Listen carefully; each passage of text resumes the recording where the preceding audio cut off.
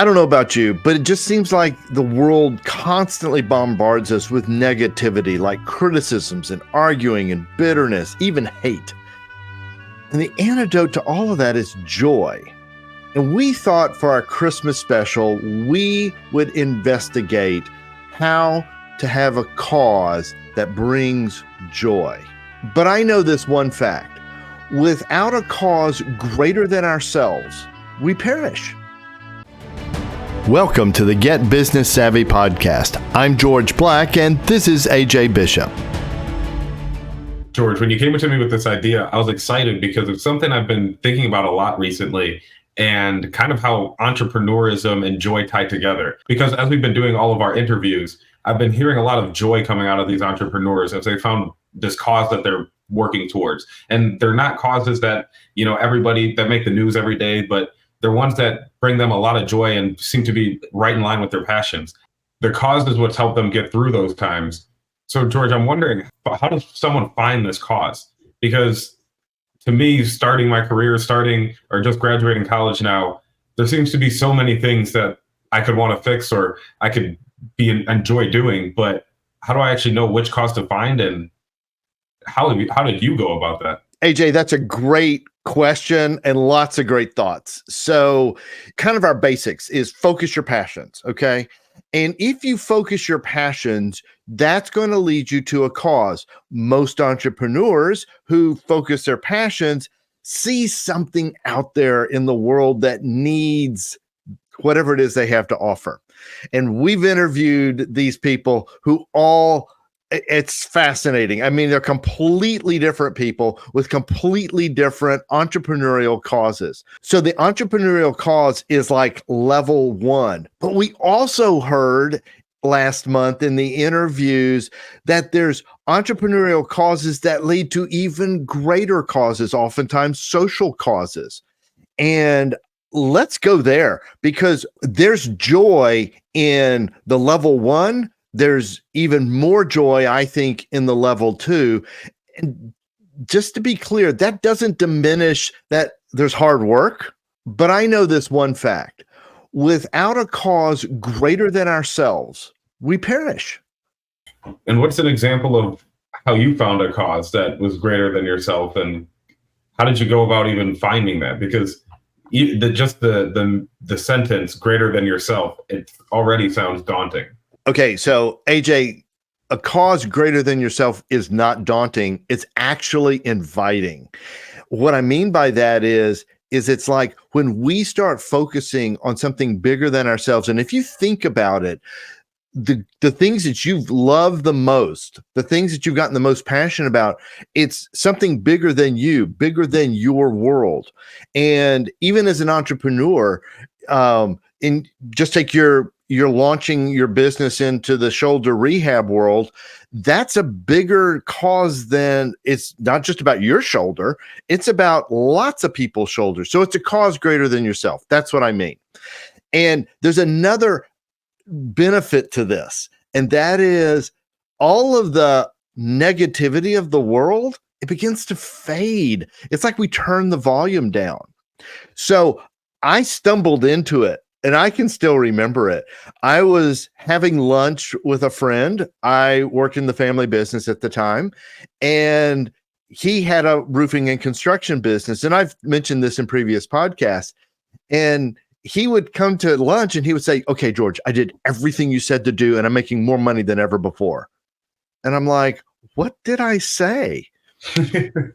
and he would tell me. And I'm like, "Whoa, slow down. I got to take notes. This is really good." Because I could remember myself saying these things, but I wasn't doing them in my own business. What years later I would look back on that and discover is I love entrepreneurs. I somehow have a sixth sense that allows me to see things and understand things about what's going on. It's like I'm up in the booth and can see the whole playing field and can see what's going on and call down and go, "Okay, here's what you need to do right now. Call this play." It's like that. And I just love the interactions and the struggles and the battles and the challenges and the victories that come through now guiding entrepreneurs and previously leading with entrepreneurs. A great example of where we do that is right here on this podcast. Right. Yes, absolutely. That's why we do this podcast. We want to guide entrepreneurs. In fact, the vision for Live Truly Free, of which the Get Business Savvy podcast is a part of, is simple. It's to guide entrepreneurs to impact their worlds for good. And it's one of those double entendres where it's like, we want you to make a permanent impact, but we also want you to do it for good, for the benefit of the world that you're in. And we know the only way you can do that is if you've got a successful, profitable business. Because if it's underwater, you don't have time for anybody else. You can't go save anybody else. You're trying to just not drown yourself. So what we're about, a lot of this podcast is, how do we get your boat floating really well and making good headway, good progress, so that you have margin to go impact others for good. Yeah. And I don't have my cause so clear at the moment. It's something I've been really thinking a lot about. But I know one thing is, when we started talking about doing this podcast and when I met you, I could tell that you had that coaching experience that you just talked about. And I could tell that, and I'm in a position where I was in college and I'm wanting to learn, and I know my education needs to extend beyond college. And I thought this podcast would be a great vehicle to do so, because you showed me some of your YouTube videos that were about 10 minutes, and I could tell that he's leaving out so much from what he's saying here, and that he's not able to fully express everything he's trying to say just from in these 10 minutes. So we wanted to launch this podcast, and I felt it'd be a great way for me to continue my education while also helping other entrepreneurs who are going in the same path as me.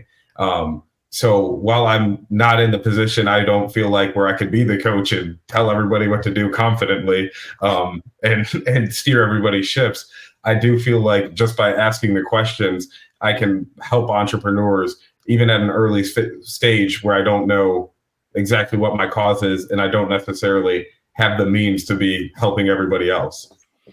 Yeah, that's true. And actually, even though your cause is small, it could have huge impact, because you just simply being willing to learn in front of an audience is huge, because that's going to help everybody learn. And I'm learning. And so we're figuring this out. By the way, I've got to say, we have done 51 straight episodes with this one today. And that's huge commitment by AJ and me. And it's just, yeah, we haven't even scratched the surface. So we got a lot more ahead of us.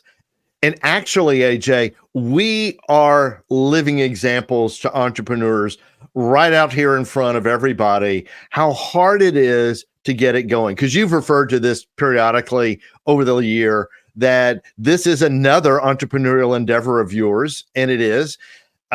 We have done all of this for free, and we're going to continue to give it away.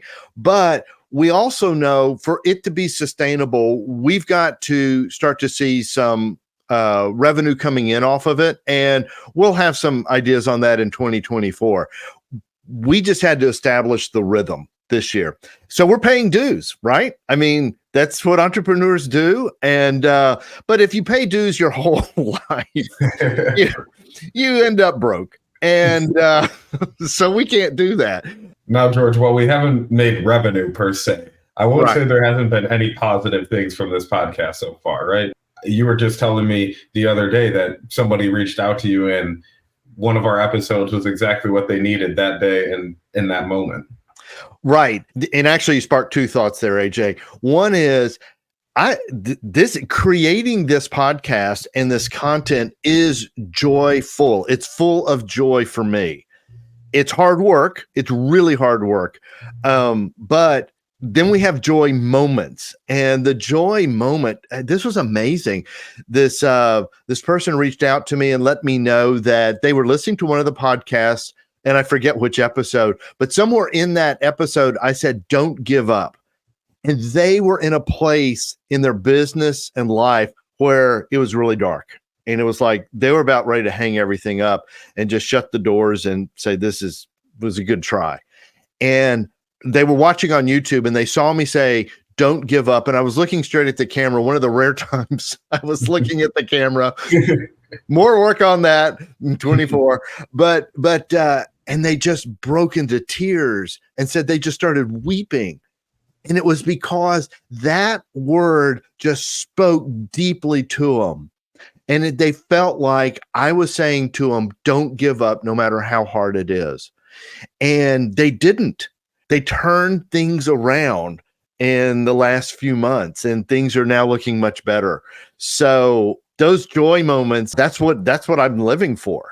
And then that is the motivation they needed to keep on going with their entrepreneurial spirit and keep their endeavor going. So now that they can keep impacting their world for good. So while our episodes aren't making us any money, it's helping somebody keep their business going and keep the doors open for themselves, which is, I would say, just as fulfilling, and makes me feel just as appreciative of the time we've put into this. Look, if one person turns around this year, their business, and they go impact their worlds for good, that's awesome. That is so awesome. It's like this. So that's kind of all level one, right? But level two is like the interview last month with Michael Mercado and his desire he's the eBay reseller. So go check out his episode. And his cause is bigger than helping people find great value and great quality clothing on eBay. That's level one. But level two is he wants to take guys who are homeless and show them how they can be entrepreneurs and self-supporting. That is humongous. And I share in that episode how I had met Michael at a large homeless campus where he was working, and we ended up, he got an opening to where we could speak to 70 or 80 homeless men in the addiction recovery program. This was all pre-COVID. We did it for about 3.5 years, right up until, well, we were into the COVID, and then they finally just had to shut everything down to protect the residents. But it was a ton of work, and there was never an entrepreneurial, it was totally entrepreneurial, but there was no revenue or anything like that. It was spiritual talks, and it was about giving men hope and spreading the kingdom of heaven just a little bit into their lives. And it was a remarkable time. The joy moments, oh my gosh. There were some really tough moments because some of the residents were pretty tough guys. They're pretty hardened guys off the streets, and the chemicals are still in their bodies because they're day one in the program, right? And so, but oh my gosh, to see men break through and start to develop relationships with those guys was huge, just so huge. So these are the kinds of causes I'm talking about on a level two, where because of what you're doing entrepreneurially, I had the freedom to go Monday afternoons for a couple of hours and do that. And how did you get into something like that? Because just finding that cause, when I used the word daunting earlier, I meant it more in the sense of, yeah, there's the addiction recovery program, but then there's also hungry people across the world. And then you can insert any number of issues. How do you know which cause you want to focus on? Because we talked about this in one of our episodes previously. You can only really listen to one voice when it comes to something. Otherwise, you'll just be running around in circles. Right. And I that's kind of how I feel with a cause. There's so many things I want to do. It's just like running around in circles. And ultimately, I don't know which one to pursue. So that's a great question. I've got a lot of ideas all running around because I'm trying to figure out, okay, I didn't have a passion for homeless men in an addiction recovery program. That's not how this started. It started with, George, here's a speaking opportunity and to do something really unique and really impactful. And the messaging I was super passionate about. The audience I had no clue about. And I've got to admit, it was great practice having a really, really tough audience. And over the months, I got to learn them and navigate that audience and figure out how to better communicate. And then it took off. It started to really grow. But it was paying dues at the beginning.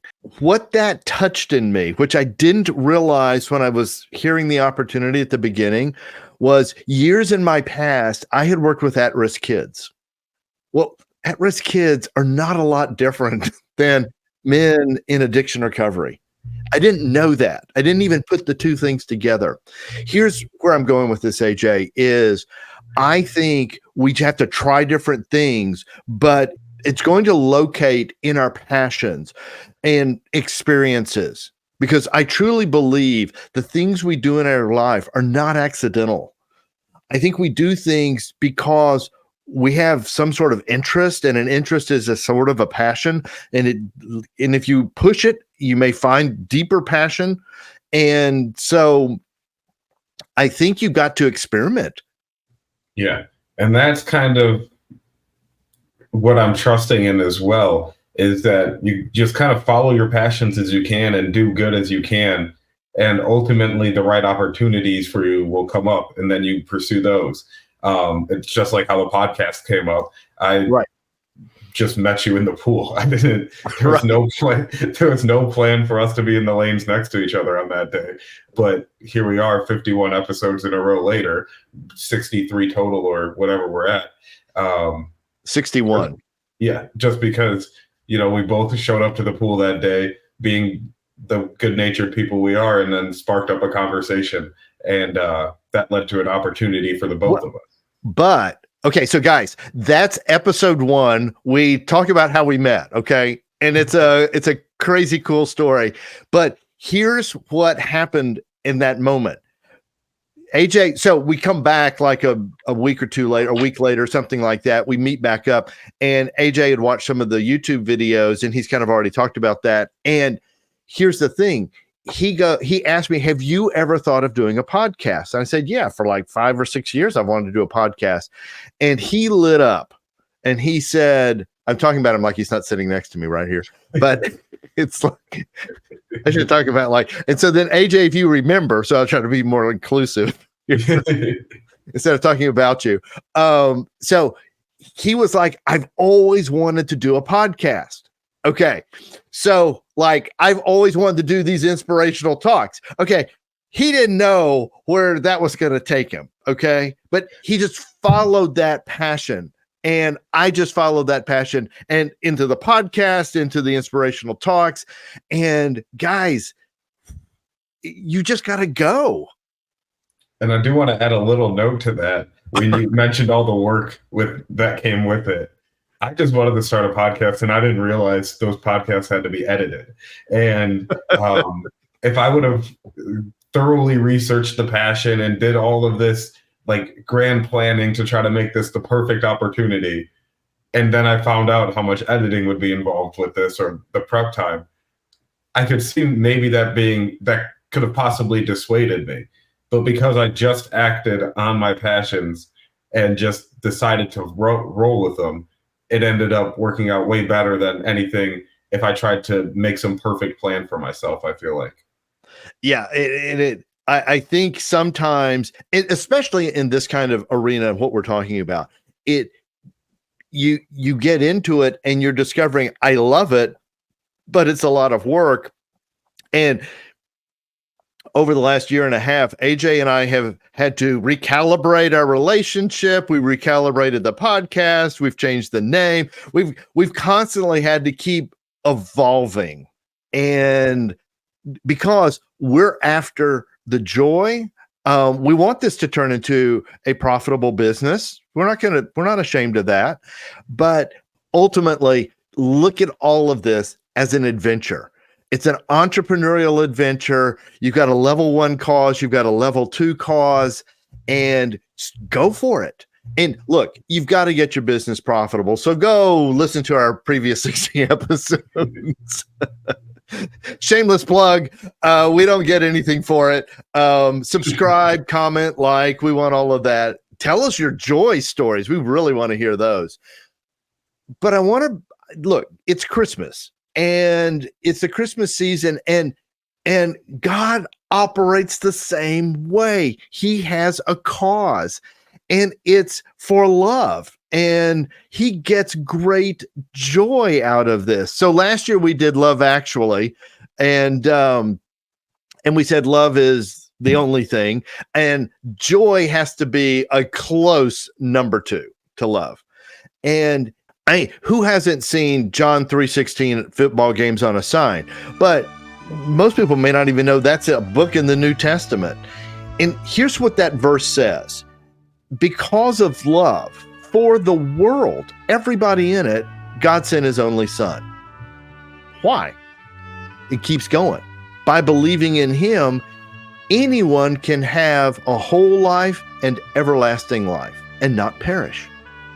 Boom. If you're wondering like what Christmas is all about, or if you know what Christmas is all about, but you need a refresh, like you want to, I've got a link in the description. I want you to go watch this. It's called The Shepherd. It's a completely different take on the birth of Jesus, and I think you will just be stunned. It is some of the best storytelling I've ever seen. So this is our Christmas special, and AJ, I want to give you a really special gift. I'm going to let you do the ending of the episode. So may you live truly free and have a Merry Christmas. Oh, that was beautiful. That was beautiful. And guys, go watch last year's Christmas special. I know you're going to love it because it's about love. And I'm going to say it too. May you live truly free and have a Merry, Merry Christmas.